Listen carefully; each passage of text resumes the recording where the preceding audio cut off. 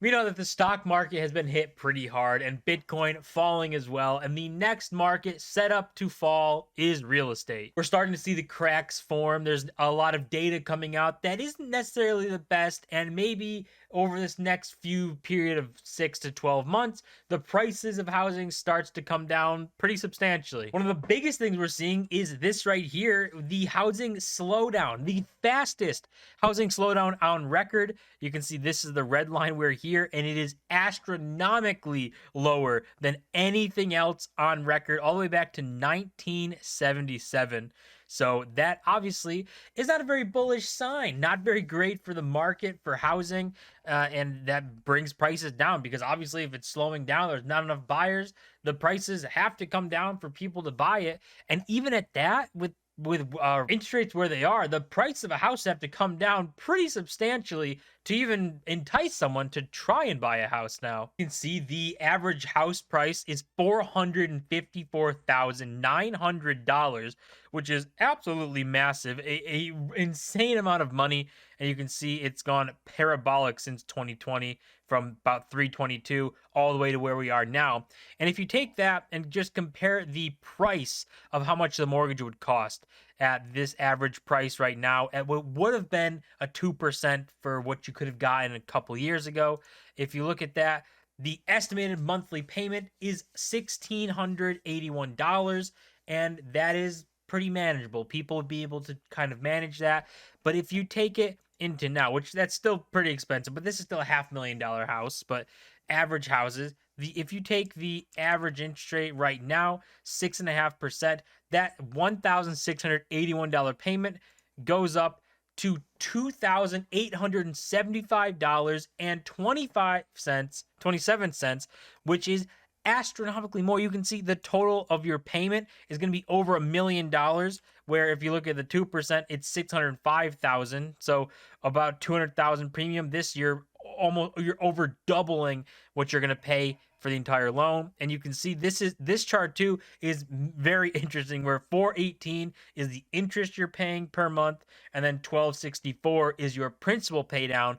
But when you up these interest rates to where they are right now, it takes a big flip where the majority of your payment goes towards interest instead of the principal, which is obviously a massive change in the market, making things way more expensive than they were before. And if you add on top of that the recession that is here and is only getting worse, and people not having money to just kind of spend, no one's really in the market to buy a house, and that means that this is already unsustainable, these payments, and the pricing is going to have to come down to attract anyone to buy, and come down pretty substantially at 6.5% interest rates. The housing market is this last market to fall because it has started coming down a little bit in the recent months, but not really anything compared to stocks or Bitcoin. So now we get to see it actually come down. And if we look at the data right now, even from Zillow, you can see year over year, things still look really hot. So the longer period of time frame, things are still really hot. Miami, 22% increase in value. Absolutely insane. There's only 1 year. San Francisco is negative year over year. But if you go to month over month, you can actually see that things are starting to change. Miami is still up 1%, which is an average for the yearly of 12% a year, a little over that. But these under 1% and dropping, and then we see a lot are in the negative range here, with a lot of the popular places that people were going to for the last couple of years actually seeing the biggest falls now. And if you look at the United States average right here, it is a negative 0.19%, which is the overall market is starting to come down. Not that much. When you aggregate that out, it's not that big of a drop over the year.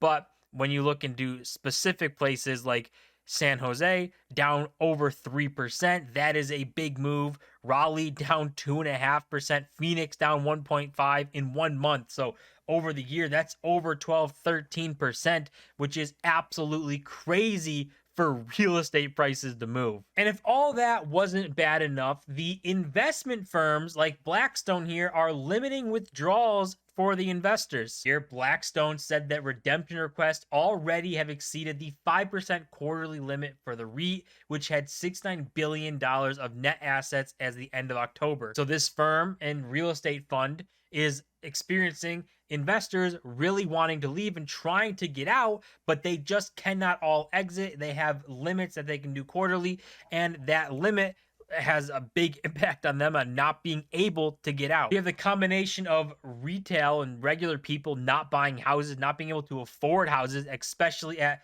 these interest rates and these prices, and then investors still not wanting to be involved in the market because they're not interested in anything at these interest rates and prices either. So no one's willing to buy. Price has to come down, and maybe the Fed sees this and starts to pivot because of real estate might start crashing, and then the overall economy starts crashing even harder. Maybe we get the Fed pivot before a lot of people are expecting. But if you look at Blackstone here, you can see their real estate income trust has $145 billion in total assets, and their investors can redeem up to 5% of their holdings in a quarter. So it's going to take a long time for you to cash out of your position if you want to get out of the REIT, which makes it almost impossible to really get out. So maybe a lot more panic going on in these REITs, even though this is probably something that's already set up, and it's not like it's a trigger or they just set it up, but it's definitely worrisome that it's now a problem because investors want their money out and they can't get it. And they're not the only one, with Starwood Real Estate Income Trust trying to limit fund redemptions as withdrawal requests have exceeded the REIT's monthly limit. So we're already seeing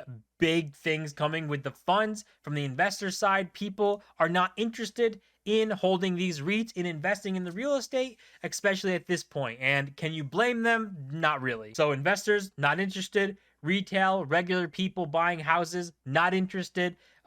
We'll see where this goes. This all adds up for the market coming down, which real estate, I think, needs to have a little bit healthy of a correction. But if we have a real estate crash, that's obviously going to be very bad for the overall economy and all markets, and that's when things start to get really messy. But a correction for real estate is definitely needed, as almost $500,000 for the average house is already massively expensive.